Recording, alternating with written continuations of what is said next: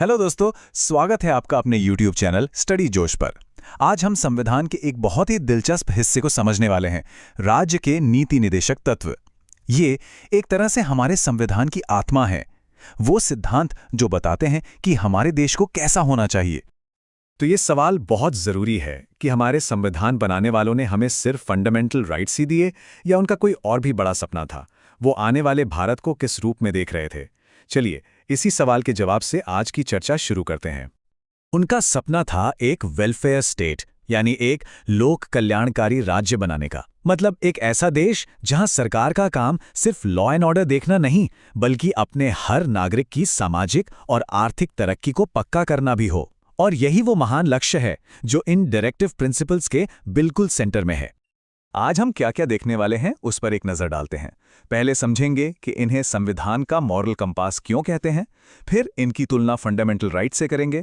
इसके बाद सामाजिक न्याय, गांधीवादी और लिबरल प्रिंसिपल्स को देखेंगे और आखिर में इस बड़ी बहस पर बात करेंगे कि ये सिर्फ आदर्श हैं या कुछ और भी। तो चलिए शुरू करते हैं संविधान का पार्ट 4, जिसमें आर्टिकल 36 से 51 तक आते हैं। ये असल में सरकार चलाने वालों के लिए एक तरह की आचार संहिता है। मतलब देश के लिए कानून और नीतियां बनाते समय इन्हीं सिद्धांतों को ध्यान में रखना है। अब यहीं पर एक बहुत ही दिलचस्प बात सामने आती है जो आर्टिकल 37 में लिखी है। आप इन सिद्धांतों को लागू करवाने के लिए कोर्ट नहीं जा सकते। लेकिन, और ये लेकिन बहुत जरूरी है, उसी आर्टिकल में ये भी लिखा है कि कानून बनाते वक्त इन सिद्धांतों को लागू करना स्टेट की ड्यूटी होगी। तो कानूनी जोर जबरदस्ती नहीं है, पर एक नैतिक जिम्मेदारी जरूर है।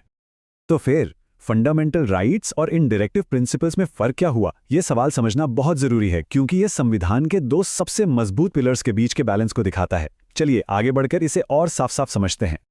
इस टेबल से सब कुछ साफ हो जाएगा। देखिए, फंडामेंटल राइट्स जो पार्ट 3 में है वो कोर्ट द्वारा लागू करवाए जा सकते हैं। वो अक्सर नेगेटिव होते हैं, मतलब सरकार को कुछ गलत करने से रोकते हैं, और उनका लक्ष्य है पॉलिटिकल डेमोक्रेसी। वहीं दूसरी तरफ डायरेक्टिव प्रिंसिपल्स जो पार्ट 4 में है, कोर्ट में लागू नहीं होते। वो पॉजिटिव हैं, मतलब सरकार को कुछ अच्छा करने का निर्देश देते हैं, और इनका लक्ष्य है सोशियो इकोनॉमिक डेमोक्रेसी। पता है, समय के साथ इन दोनों के रिश्ते पर सुप्रीम कोर्ट का नजरिया भी बदला है। शुरू में 1950 के चंपाकम दुराई केस में कोर्ट ने कहा कि फंडामेंटल राइट्स ऊपर हैं, लेकिन फिर 1980 में एक ऐतिहासिक केस आया, मिनर्वा मिल्स केस।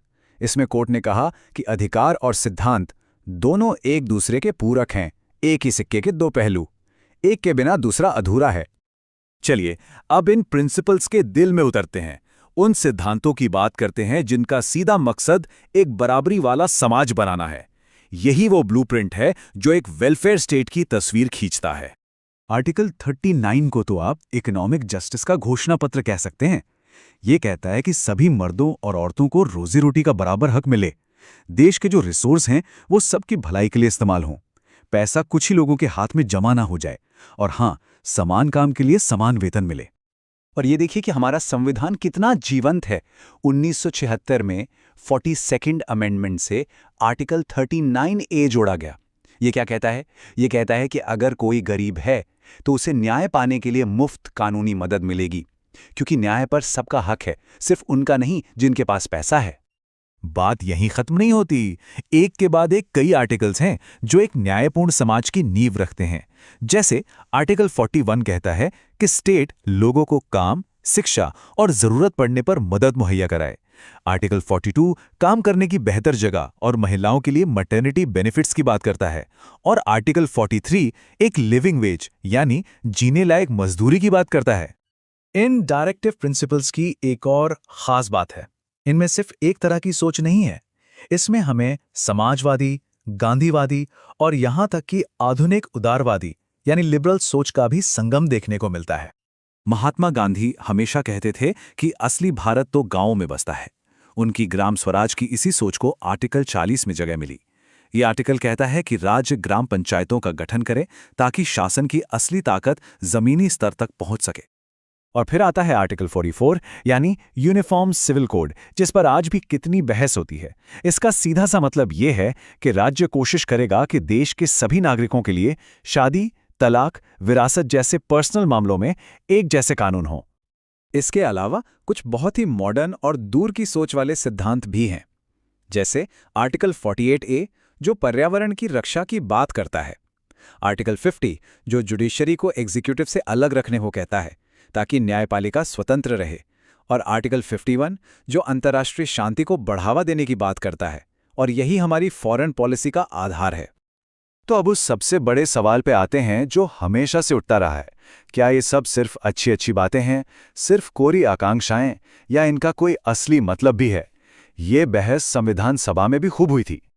इसकी सबसे जबरदस्त आलोचना की थी प्रोफेसर के.टी. शाह ने। सुनिए उन्होंने क्या कहा था। उन्होंने कहा कि ये सिद्धांत एक ऐसे चेक की तरह हैं जिसका पेमेंट बैंक अपनी मर्जी और अपनी सहूलियत से करेगा। मतलब ये ऐसे वादे हैं जिनकी कोई गारंटी नहीं है। लेकिन सिक्के का दूसरा पहलू भी तो है। मशहूर संविधान विशेषज्ञ ग्रैनविल ऑस्टिन का नजरिया बिल्कुल अलग था। उन्होंने इन सिद्धांतों को संविधान की अंतरात्मा कहा।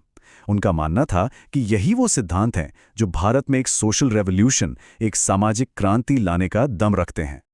तो असल में निचोड़ क्या है?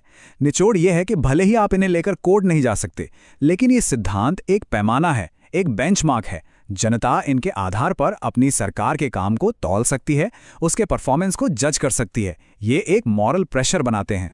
और आखिर में एक सवाल मैं आपके लिए छोड़कर जा रहा हूं। आज 21वीं सदी में क्या ये 75 साल पुराने सिद्धांत भारत सरकार को रास्ता दिखाने के लिए उतने ही जरूरी हैं? क्या ये आज भी हमारे देश के लिए एक नैतिक कंपास का काम करते हैं? सोचिएगा जरूर।